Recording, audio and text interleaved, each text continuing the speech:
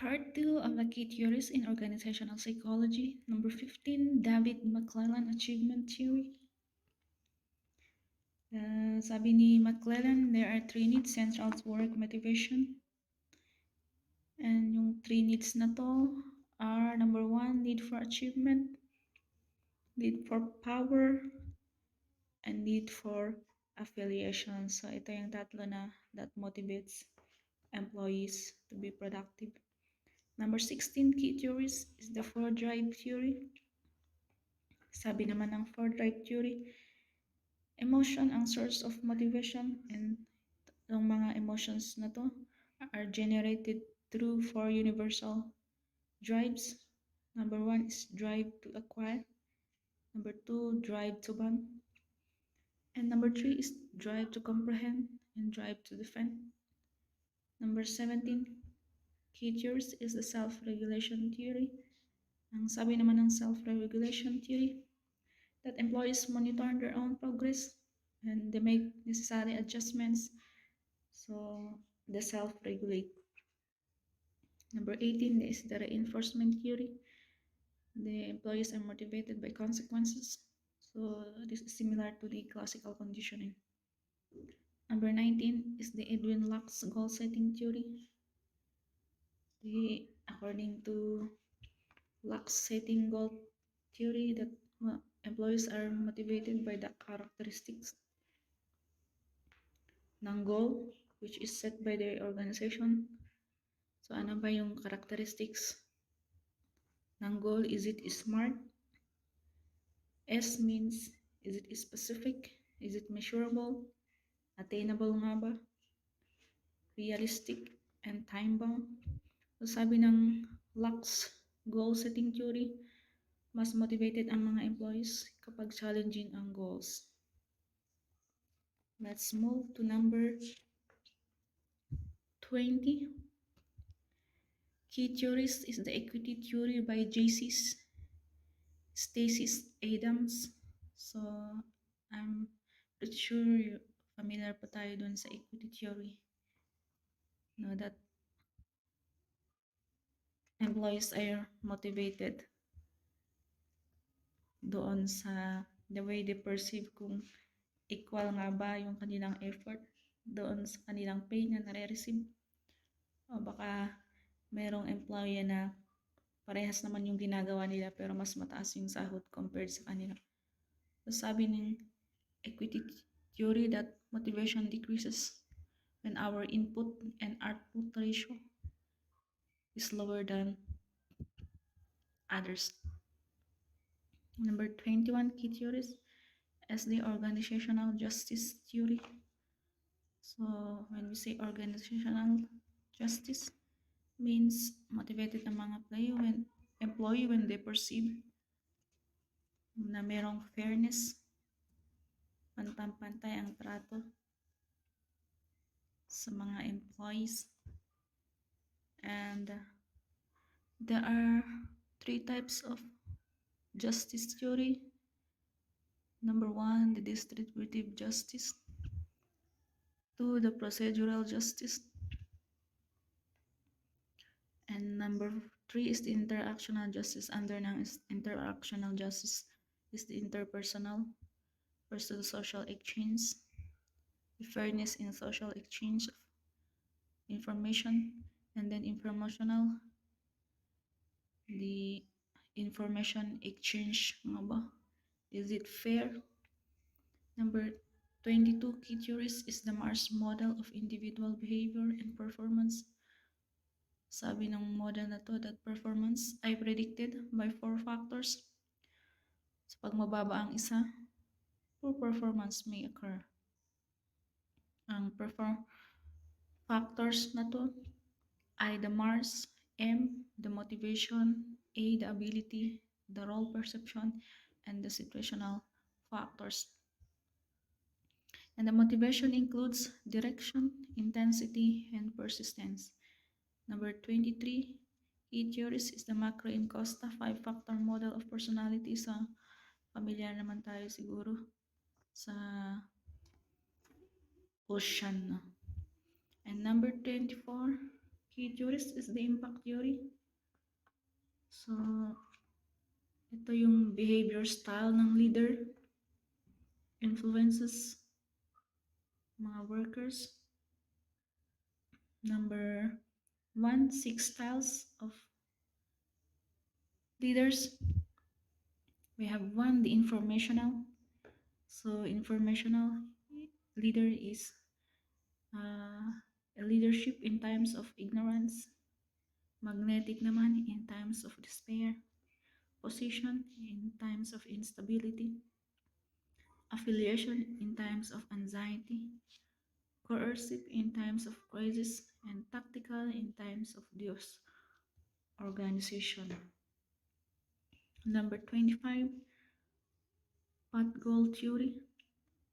Sabi ng pot goal theory, there are leadership style to handle situations.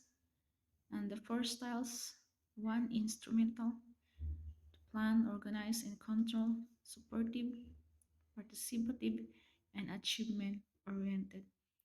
Number 26 is the situational leadership theory. So, ang leadership style ay depende dun sa behavior ng employee. Ano nga ba yung mga behavior ng employee? There are 4 behavioral styles. Number 1, willing at saka able. So, the manager will delegate tasks. Number 2, unwilling at unable pa. So, directing ang gagawin. Willing but unable. So, willing naman siyang matuto pero yun nga, wala siyang masyadong knowledge doon sa task. So, ang gagawin ng supervisor is to coach. Lastly is unwilling and able. So, the supervisor will support. So, dahil nga they are able and they are not willing na ma-assist, so supportahan na lang ng management. Number 27, key theories is the leader-member exchange theory. Refers to the interaction of the leader and subordinates. So, yun yung leader membership exchange theory. So, sabi no na the manager supervisor must create a high quality relationship with the leader, with the employees, I mean. So, mas maganda na high quality ang create ng manager na relationship kasi mas magiging productive daw ang mga employees. And they are this in group wins high quality relationship with the leader. And the out group is low quality. Leaders develop relationship and act differently with the employees. Number 28 is the Ryan and Dicey's self-determination theory. According to this theory, motivation ng employee is based on 3 innate psychological needs. And sabi niya, ang pagiging proactive ay passive ay influenced by the social condition which we are raised. And ang intrinsic motivations have important role in pagiging productive. So, yung tatlong innate needs are 1, autonomy, 2, competence, 3, and connection. So, kapag these innate needs are met, the employee feels that they are in control. Number 29 key theories is the system approach. Itong tatlo na to, system approach, socio-technical approach, and the contingency or situational approach is under ng the modern organizational theory. So, system approach, sabi niya organization is a system and meron silang subsystems which are interrelated. So, when we say open system is that they are interact sa kanilang environment. Ang closed naman is they don't interact with the environment. 3 basic elements of system approach, the components, linking processes, and goals of organization. So, ang focus ng system approach is the internal dynamics of the organization. And then number 30 is the social technical approach. The organization consists of people, technical system, and environment. So dapat may balance sa tatlo na yun para effective ang organization. And under this theory, as the joint optimization wherein social and technological systems should be designed to fit one another, and meron silang unit control of variance, ito yung mga in charge sa mga technological system when problem arise. Number 31 is the contingency or situational approach. Sabi ng contingency, walang universal guidelines for all situations.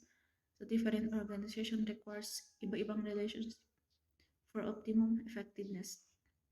This approach considers the social, legal, political, technical, and economic factors within the organization, and kanyang focus is the external determinants of the organization behavior and structure. So opposite ito ng system approach na nakafocus doon sa internal. Number 32 is the open system theory by Katz and Kahn. Sabi ng theory na to that organization develop and change over time as a result of both external and internal forces.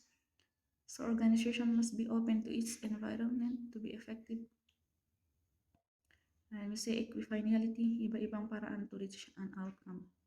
So negative entropy, ito yung dapat iwasan ng mga organization wherein they are moving towards this organization.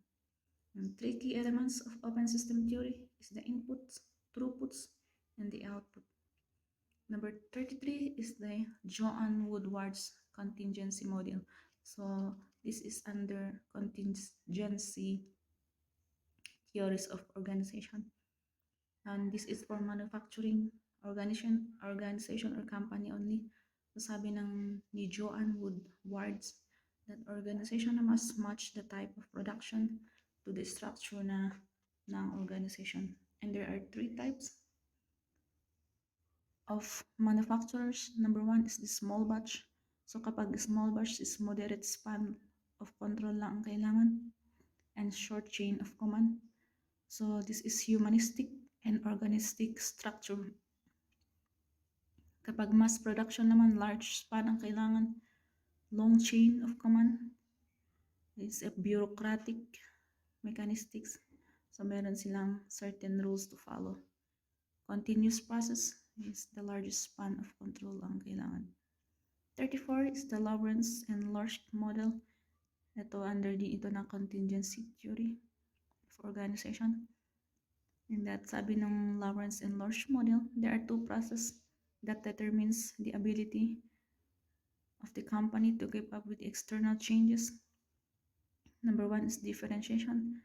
Number two is integration. So sabi ni Lawrence and Lorsch that organizational environment has two types.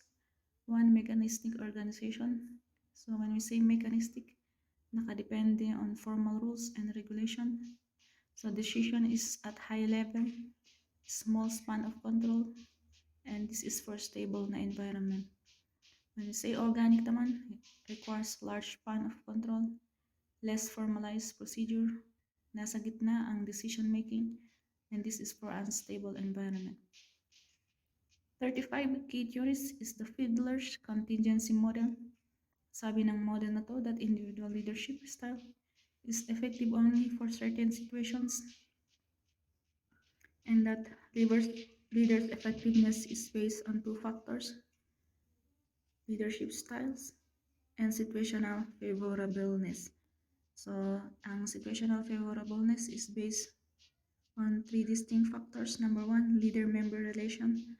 When you say leader-member relation, ito yung trust ng employee sa leader. Number two, task structure is type of task na ginagawa ng leader, kung clear ba ito or malabo.